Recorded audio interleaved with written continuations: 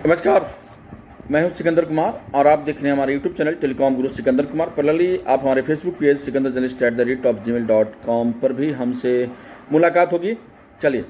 एक बहुत ही कहते हैं ना, राजनीति में सब कुछ जो है ना वो सामान्य नहीं होता है और असामान्य भी नहीं होता है।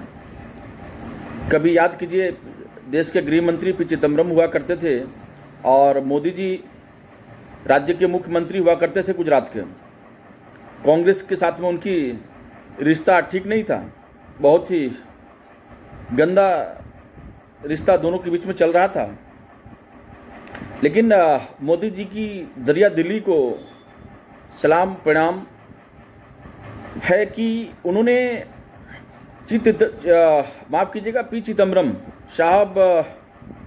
मंगलवार को गुजरात में एक प्रार्थना सभा में शामिल थे और शामिल होने के क्रम में उन्हें जो है ना वो गिर पड़े, यानी अचेत हो गए, बेहोश हो गए। उसके बाद में आनन फानन में भाई वहाँ के जो लोग थे उनको उठा करके वहीं पे एक हॉस्पिटल में एडमिट करवाया। बाद में जैसे ही ये बात पीएमओ तक गई, प्रधानमंत्री जी को पता चला, नरेंद्र मोदी साहब को, नरेंद्र मोदी ने अपना बड़ा दिल दिखाते हुए केंद्रीय स्वास्थ्य मंत्री को कॉल लगाया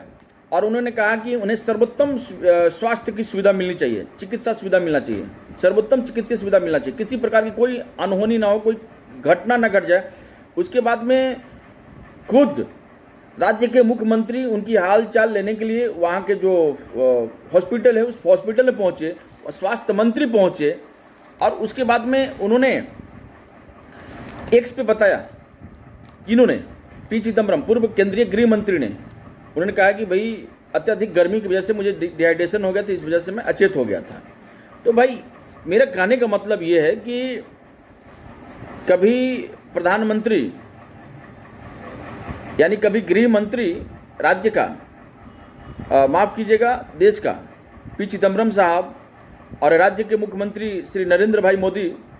के बीच में बहुत ज़्यादा ठीक ठाक नहीं था। हमेशा दौर एक दूसरे पर आरोप प्रत्यारोप का